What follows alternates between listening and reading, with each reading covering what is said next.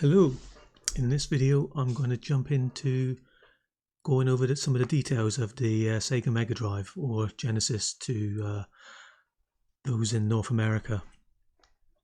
So to begin with and get into it, let's start here. So it was released in Japan in 1988 and they knew it as the Mega Drive. It was then later released in North America as the Genesis, and then later in 1990 it was released in Europe, Australia and Brazil, and then in South Korea it was known as the Super Game Boy, which is interesting, and then was later renamed to the Super Aladdin Boy. The main processor in the Mega Drive is the Motorola 68000 chip, which runs at 8 MHz, and interestingly it has a second controller in it, the Z80 or Z80 rather, as I say over here, running at 4 MHz. So this made the machine backwards compatible with the Master System, as the Master System's main processor was the Z80. It also featured 64 kilobytes of RAM and had 64 kilobytes of video RAM, which was on the VDP or Visual Display Processor. It had a PSG, Programmable Sound Generator, and an FM chip for sound. So you could use the PSG to recreate the sounds on the Master System, or you could use the FM chip to create digitized sounds. And it had 8 kilobytes of dedicated sound RAM. The display was built up of tiles, as the previous consoles of the time were, and it had a few different display resolutions. Some of them were dependent on whether you were in PAL regions or NTSC regions. Again, this was related to the television sets at the time. So you could have a 256 by 224 resolution or 320 by 224 using NTSC, or you could select the higher resolutions in the PAL regions or stick to the same. So this translated in tiles to 32 by 28 tiles or 32 by 30, or if in 320 pixel widths, that would be 40 by 28 tiles or 40 by 30 tiles. And as was shown in Sonic 2, it can also double the height using what's known as interlace mode. And also the when in NTSC it runs at 60 Hz over PAL's 50 Hz, which is why NTSC games appear to run faster. This also has an effect on music as well, making that play slightly faster as well. So as I said, the display is built of tiles, so that's 8 by 8 pixel tiles. The tiles used on the Mega Drive are shared between sprites and background tiles, so they kind of compete with one another to some degree. So colours, it could have a maximum of 64 colours, although in reality there's obviously less, because there's 4 palettes of 16 colours. The first palette of 16, its colour 0 is the background colour for the main sort of display, and the other 3 palettes, their colour zeros are transparent. So it could choose those 16 colours from a palette of 512 colours.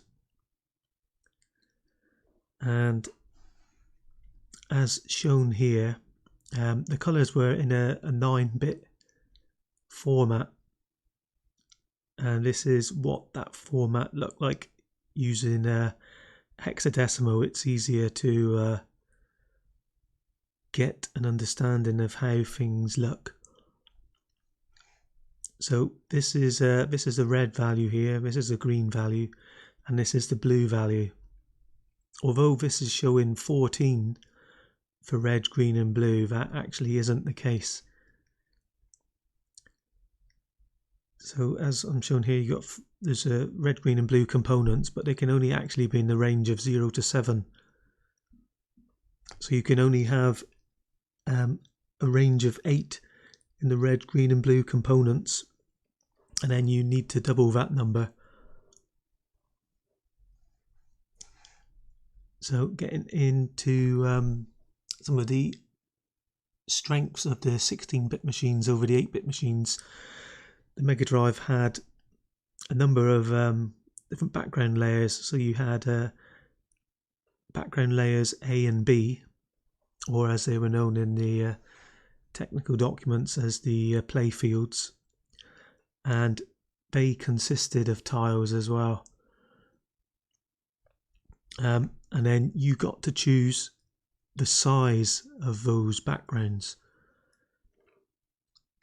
For example, you could have 32 by 32 tiles, if that's going across by tiles down, or 32 by 64 if you wanted a tall screen, or 32 by 128. So the 64 and 128 heights would probably be good for vertically scrolling games. And then these would also be in use if you had a resolution set to 256.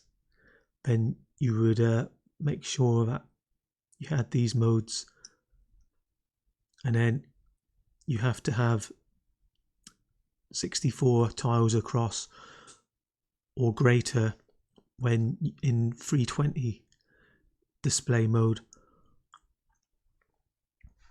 So these are ideal for scrolling games here.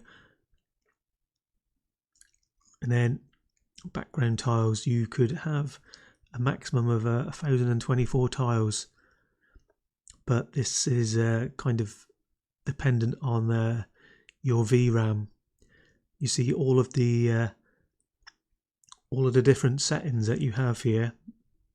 So these all reside in VRAM, so everything takes up memory itself. So if you're going to have large background layers, then that's going to take up more memory.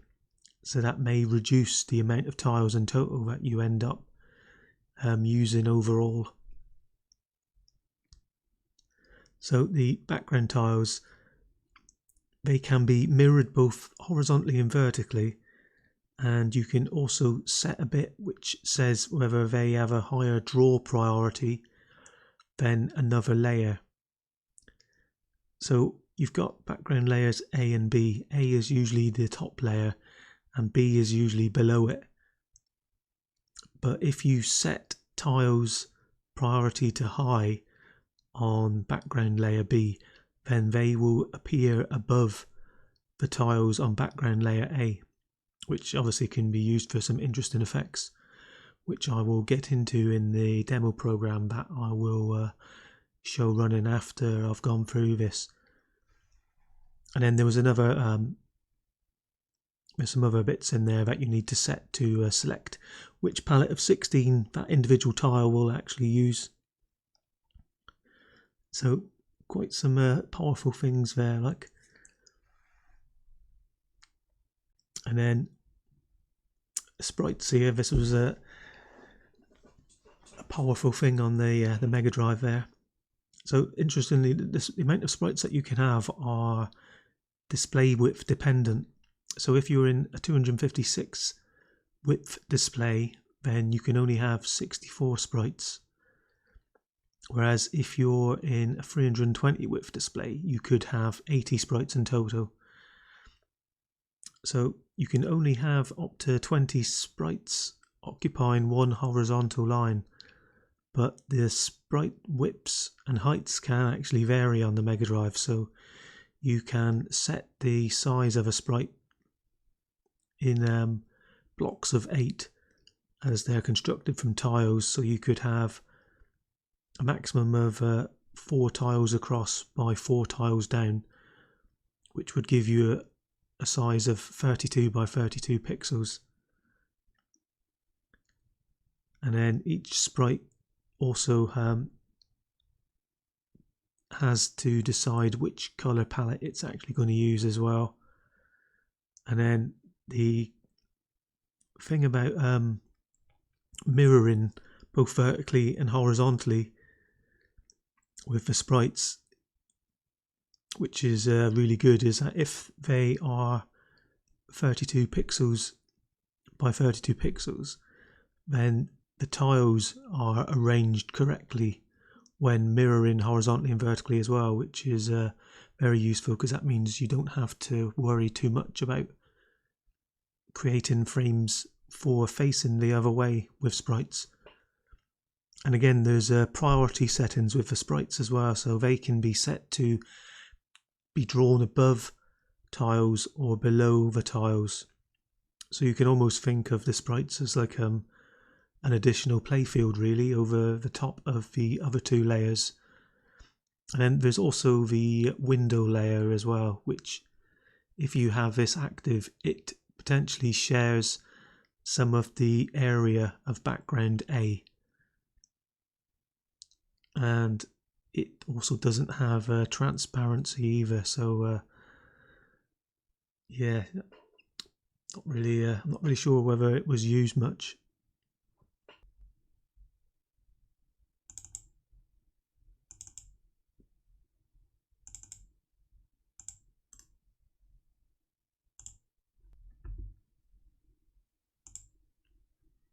Okay, so in this demo here, we have Motorbug there. He's the only sprite on here, and then you'll see that I'm demonstrating here the mirroring left and right. So there's 4 frames to that sprite's animation. And then another thing I'm showing off here as well is these tiles here.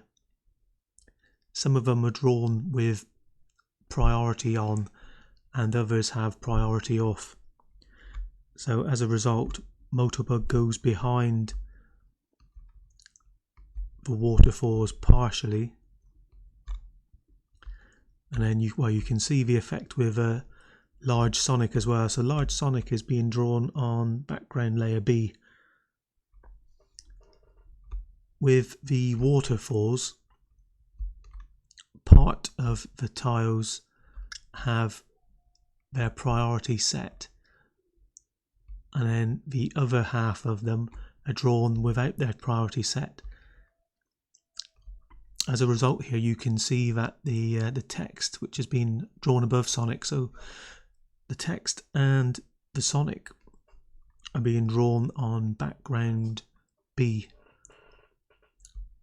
with their priority flag set with the tiles.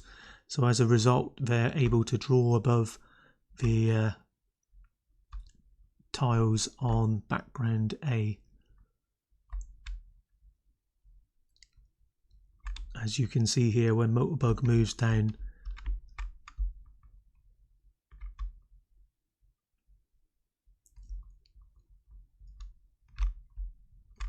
and then as you can see, Sonic is being drawn here with a higher priority than Motorbug as well, so he appears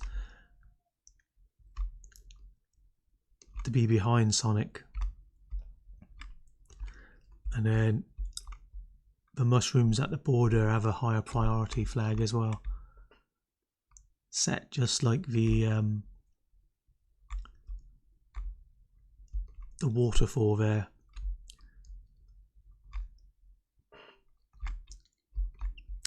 So that's pretty much it for this demo here. I will post the code up for you to jump in and have a look at. And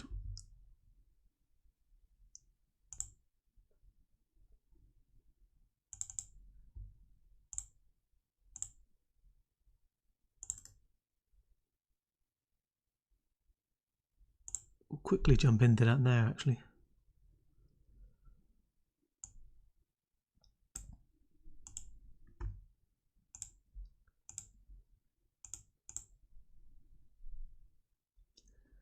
So one thing I've included in this code as well is a simple sprite manager with tile mirroring. If you've looked at my other videos, then you'll see that the functions feel exactly like that of the other consoles I code on. Everything is kind of laid out the same sort of way.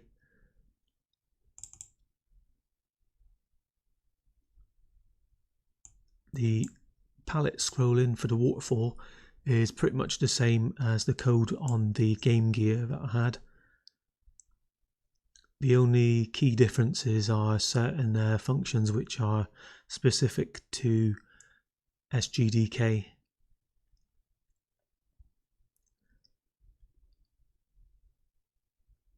For example, the system do vblank processes there is obviously something that has to be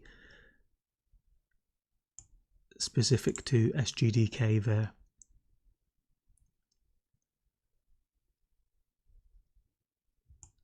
So as Motorbug is moving around, we use his horizontal position there to set the scroll register for background B as well. And then also in here is a tile attribute value as well, which we're using to set the priority bits.